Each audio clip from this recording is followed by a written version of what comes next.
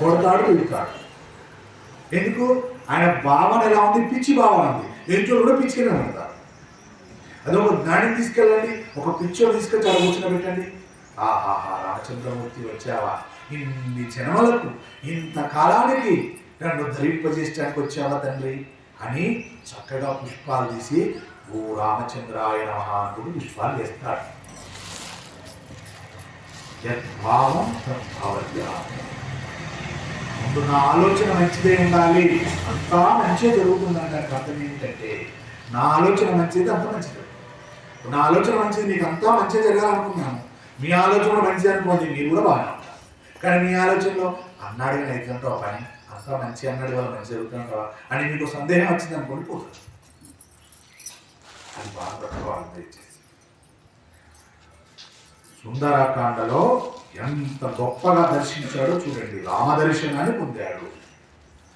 అందుకని సుందరకాండ అటువంటి దర్శనాన్ని నిరూపిస్తుంది, అలా నిరూపించి చెబుతుంది. కాబట్టి సుందరకాండ గొప్పది.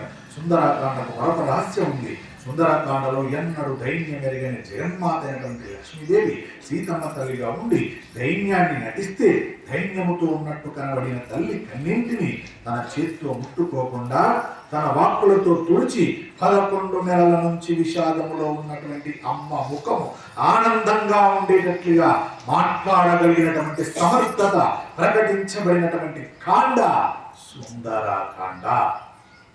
అమ్మ ఎప్పుడైతే అపహరించబడిందో అప్పటి నుండి హనుమ వెళ్ళి మాట్లాడేంత పర్యంతం వరకు కూడా 10-11 నెలల పర్యంతం కూడా అమ్మ ఏడుస్తూనే ఉంది. అమ్మ ముఖములో ఒక్కనాడు ఆనందం కనబడలేదు. అలాంటి అమ్మకి నవ్వించే మాట, ఆనందం కలిగే మాట చెప్పిన సుందరుడు మన హనుమ, మన మారుతి. అలాంటి హనుమ అంత సుందరంగా మాట్లాడి అమ్మను నవ్వితే సుందరం కదా. ఎవరైనా నవ్వారనుకోండి సుందరంగా అందంగా కనబడతారు.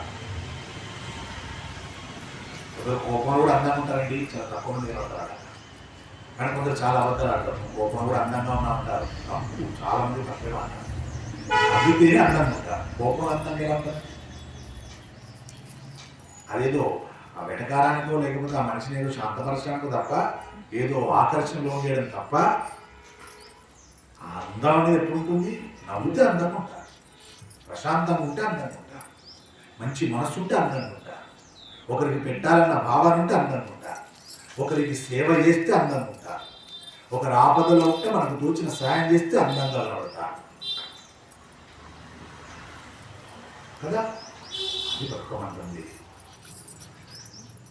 ఒక్క హనుమ వెళ్ళి మాట్లాడిన తర్వాత అమ్మవారి ముఖంలో చిరునవ్వు కనబడింది. అన్నాళ్ళు బాధకులమైన తల్లి నవ్విన కాండ ఒక పరమ భక్తుడైనటువంటి ఒక యోగి అయినటువంటి వ్యక్తి అమ్మనలా స్పృశించకుండా తన నోటి మాటతో సేద తీర్చిన కాండ ఏ కాండ? సుందరకాండ. ఏ కాండ? సుందరకాండ. మరొక్క మారు సుందరకాండ. ఇంకొక మారు సుందరకాండ. ఒక్కసారి సుందరకాండ. ఇంకొకసారి సుందరకాండ. వేరొక్కసారి సుందరకాండ. ఒక్కసారి సుందరకాండ. శుభంబుయా. అలాంటి సుందరకాండను మనం 5 మార్లు మనకు జరుగుతుంది. మన జీవితం, మన ఆత్మ శుద్ధై సుందరమవుతుంది. కాబట్టి అందుకే సుందరకాండ తెలిసి తెలియక, తెలిసి విన్నా తెలియక విన్నా, తెలియక విన్నా సుందరకాండ విన్నంత మాత్రం చేత ఆ వ్యక్తి సుందరానికి మార్పు బీజం పడుతుంది.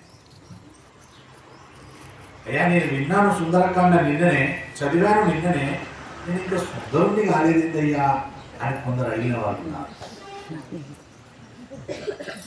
ఇది చదివారు, తెలిసి విన్నా తెలియక విన్నా సుందరకాండ అంటే సుందరుడు అవుతారని చెప్పారు. మరి నేను చదివాను 3 మార్లు చదివాను, ఇంకా సుందరంగా కాలేదయ్యా అంటే ఎలా అవుతావు? 30 మార్లు చదివినా కావు, 30 జన్మలెత్తి చదివినా కావు. ఎందుకు కావు? నీ మనసులోనే ఉన్నది ఒక వెలితి భావన.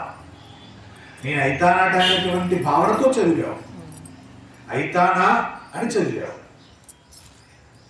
వింటే అయితానట అని వచ్చి విన్నావు, కావు. దాని అర్థం సుందరకాండల శ్లోకాలకున్న శక్తి చేత ఎటువంటి వారికి కూడా శోకము దుఃఖము నశించిపోతాయి. ఏ వాక్కు చేత పరబ్రహ్మం ఆవిష్కరించలేమో అటువంటి వాక్కుల చేత సుందరకాండ బహు సుందరంగా ఉంటుంది. మంచి మనసుతో వెళ్ళి సుందరకాండ ఉప్పొంగిపోతుంటావు. అబ్బా అబ్బా అబ్బా అబ్బా అని.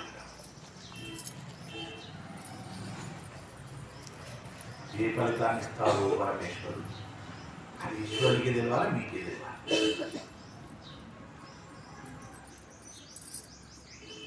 ఎక్కడుందో మనస్సు తెలియదు, పరమేశ్వరుడు చూస్తాడు. ఇప్పుడు సుందరకాండ గురించి ఇంత వివరించారు గురువు గారు. ఈ సుందరకాండ ఇప్పుడు ప్రారంభం చేస్తున్నారు వాల్మీకి మహర్షి. ఇందాక సుందరకాండ ప్రారంభమైనప్పుడు మొట్టమొదటి శ్లోకము, మొట్టమొదటి అక్షరము తత్తుతో ప్రారంభమవుతుంది.